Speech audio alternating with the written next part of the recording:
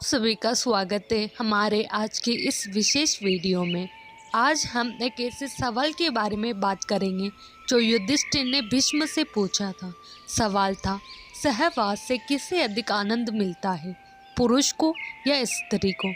इस असामान्य और विचारशील प्रश्न के जवाब में भीष्म ने अपने भतीजे युधिष्ठिर को एक अद्भुत कहानी सुनाई।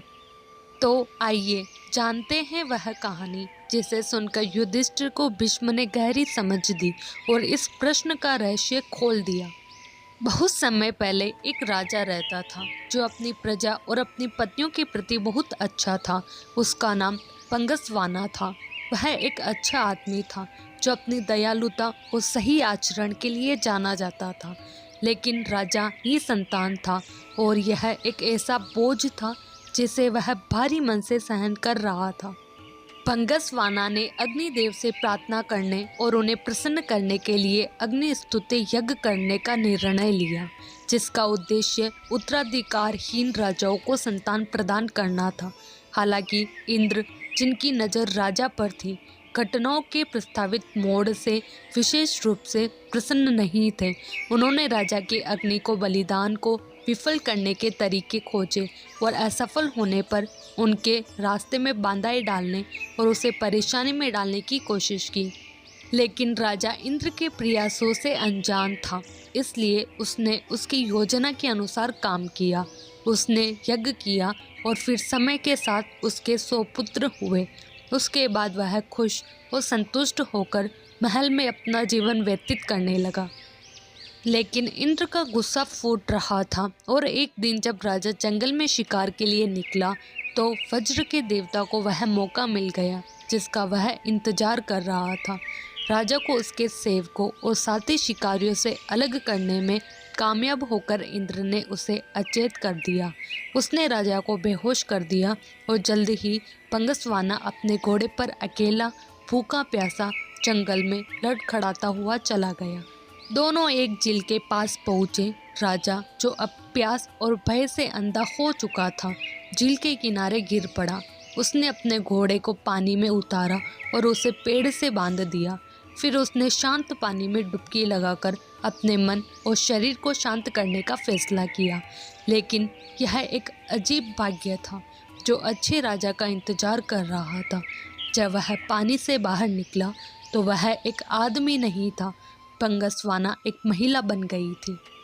राजा को अपने भाग्य पर अफसोस हुआ, लेकिन उसने अपने सदमे को अपने होश पर हावी नहीं होने दिया और घोड़े पर सवार होकर, जो पहले तो असंभव काम लग रहा था लेकिन काफ़ी आसान निकला, वह तेजी से अपने राज्य की ओर चल पड़ी। वह अपने बेटों और पत्नियों के पास गई और उन्हें सारी बात बताई। उन्होंने शासन के नियम तय किए जिससे समृद्ध राज्य का निर्माण हुआ और अपने बेटों से उनका पालन करने को कहा। उन्होंने कहा कि शाही जीवन अब उनका नहीं रहा और वे जंगल की ओर वापस चली गई। जंगल के अंदर उसे एक आश्रम मिला जहां उसने नए सिरे से जीवन शुरू किया। एक तपस्वी उसका मित्र और साथी बन गया और उसने उससे 100 और बेटे पैदा किए। इन बेटों को राजमहिला ने अपने पहले 100 बेटों में वापस ले लिया। उसने कहा कि राज्य आप सभी का है और उन्हें छोड़कर जंगल में अपने घर वापस चली गई। 200 राजकुमारों ने अच्छी तरह से शासन किया और सद्भाव से रहते थे, लेकिन यह वह नहीं था जो इंद्र चाहते थे। यह देखकर उन्हें गुस्सा आया कि उनके सभी प्रयासों के बावजूद राजा अभी भी एक खुश महिला थी। उसने भाइयों के बीच झगड़े के बीज बोने शुरू कर दिए। वे उसकी चालों में फंस गए और आखिरकार भाइयों ने एक दूसरे को मार डाला और राजा के पास कुछ भी नहीं बचा। इस पर महिला आखिरकार टूट गई। उसने अपने भाग्य पर विलाप किया और देवताओं से न्याय की गुहार लगाई। इंद्र को मौका मिल गया और वह ब्राह्मण के रूप में उसके सामने प्रकट हुआ। उसने उसके भाग्य से अनजान होने का नाटक करते हुए उसकी निराशा का कारण पूछा और जब महिला ने उसे अपनी दुख भरी कहानी सुनाई तो उसने अपनी असली पहचान बता दी।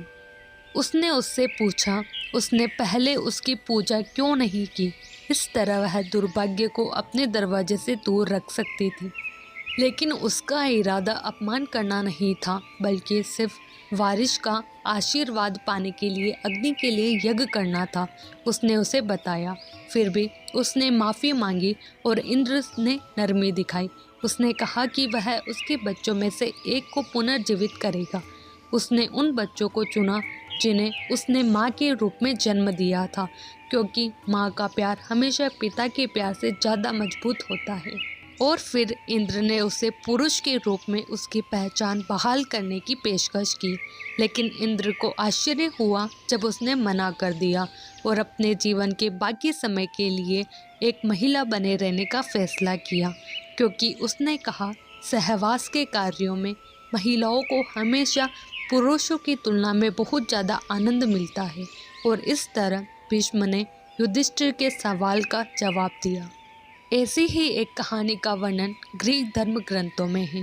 ग्रीक माइथोलॉजी तीरेसियास की कहानी।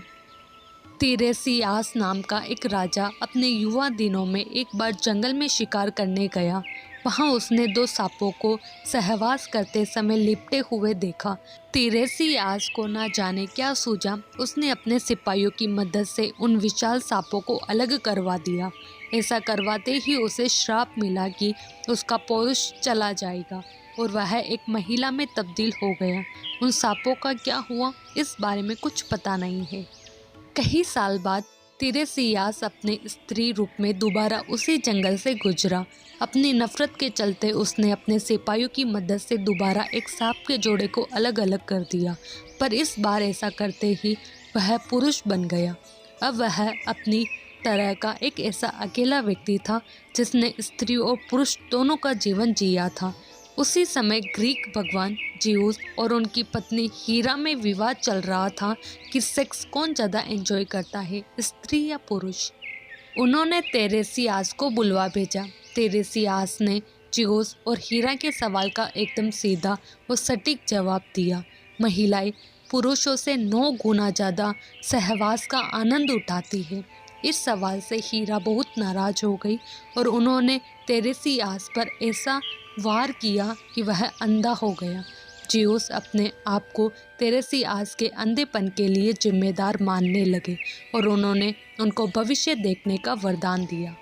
लगभग दुनिया की हर संस्कृति में ऐसे देवी देवता है जो स्त्री पुरुष का संबंध खूबसूरती से दर्शाते हैं।